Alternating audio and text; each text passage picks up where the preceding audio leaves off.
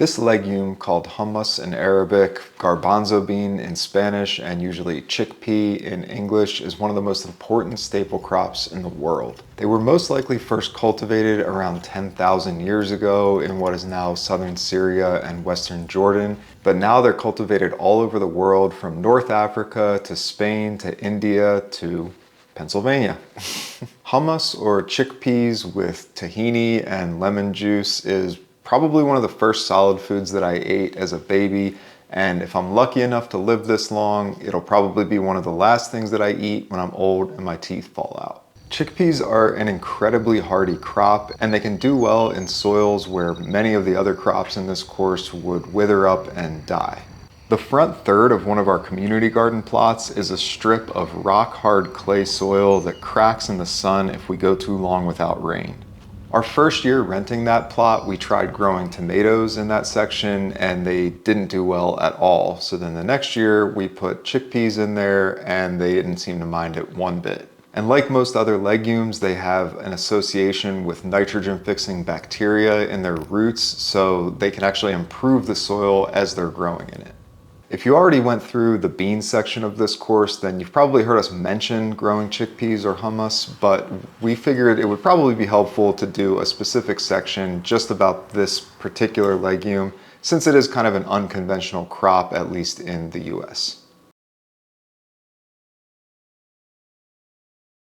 Chickpeas can either be direct seeded in the soil or started in seedling trays and transplanted when they're about 5 inches tall.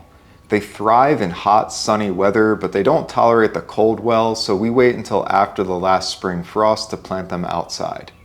We usually start the seeds in a good compost mix if we're starting them in trays, but potting soil will work with them as well. Whether you're direct seeding or transplanting, plant your chickpea seeds about 1 inch deep and then keep them well watered until they sprout. Chickpeas tolerate one another really well, so we sometimes plant 2 seeds per cell. Chickpeas are bushing plants, so unlike vining beans and peas, they don't need a trellis to hold themselves upright. We usually plant them in a diamond pattern with about 4 inches of space between each plant. If we're planting transplants with 2 seeds per cell, we plant them a little bit further apart though, usually about 6 inches, but still in a diamond pattern. Chickpeas require full sun, which means at least 6 hours of direct sunlight per day, but the more they get, the better. And like I said, they'll tolerate poor soils better than most crops, but remember that they're tolerating it. They don't prefer it. So if you have good soil to grow them in, they'll do even better in that. But usually we will reserve our worst soils for growing chickpeas. In a similar vein, they can tolerate drought a lot better than most crops, but optimally they'll get about 1 inch of rainfall or irrigation per week. Most chickpea varieties produce a mature crop in about 90 days, but usually the Desi chickpeas will mature about 2 weeks earlier than the Kabuli type chickpeas. You can also eat the immature pods of either type of chickpea, kind of similar to how you can eat edamame from an unripe soybean plant. But if you really want the high quality nutrition, all of the protein and fat and carbohydrates, it's best to wait until they form a mature dry seed.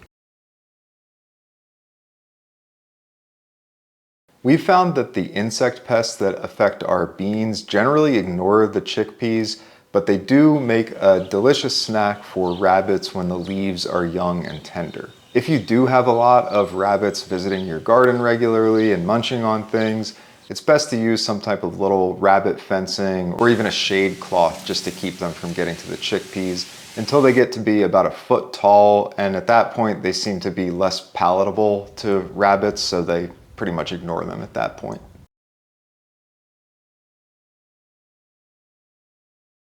Because chickpeas are still a relatively unconventional garden crop in North America, there aren't as many varieties for us to choose from the seed companies that supply seeds in the US and Canada and Mexico. So the only 2 varieties that we've ever actually grown are one called Miles, which is a Desi type chickpea that does very well here in Zone 6B. And then another one that's just a Tajikistani landrace, which we're growing for the first time this year, and it's also a Desi variety, so it will probably be very similar to the Miles variety. And because both of these varieties are Desi type, that means they mature a little bit earlier than the Kabuli type, and the seeds are also a little bit smaller and a little bit darker. Similar to dry corn and dry beans, chickpeas are ready to harvest and store as soon as they dry on the plant. Unlike beans, chickpeas usually only have about 2 seeds per pod, which makes it really inefficient to just pick them all apart one at a time. So what we've found is that the best way to get the seeds out of the pod is to kind of crush them up and winnow them like a grain. First, we let them dry completely until the pod is easy to crack right between our fingers, and then we load up everything into a pillowcase or a sack and crush it until all the seeds pop out of the shells, and then we can just pour that in front of a fan into a bowl or bucket, or just go out in the yard on a windy day and pour it into a bucket from a few feet up, and then all of that chaff will blow off and the seed falls down into the container, clean and ready to store.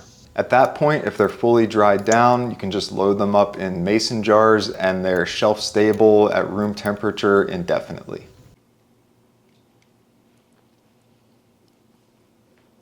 There's probably no more famous chickpea dish than the one that was named after them, hummus. This was a staple in my household growing up. We always had a bowl full of it in the fridge, and like I said, it was my first solid food. I think most of the store-bought stuff tastes good, but it's definitely different than the traditional type, at least the version that I'm used to eating. The Southern Syrian version that we make has a lot of lemon juice, olive oil, tahini, and usually some dried mint and garlic to zest it up a little bit.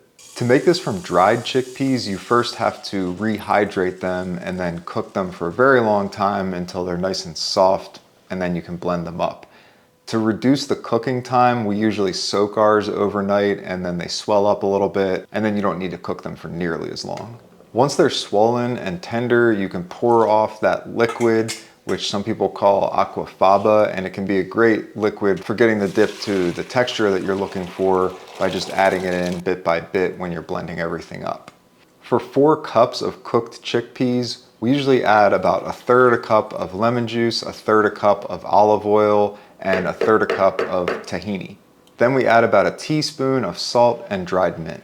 The way that I was taught to make this was just to keep adding stuff and blending it up until it tastes right. So that's the recipe that we've kind of, put to paper over the years, and we think it's really good and can be easily replicated.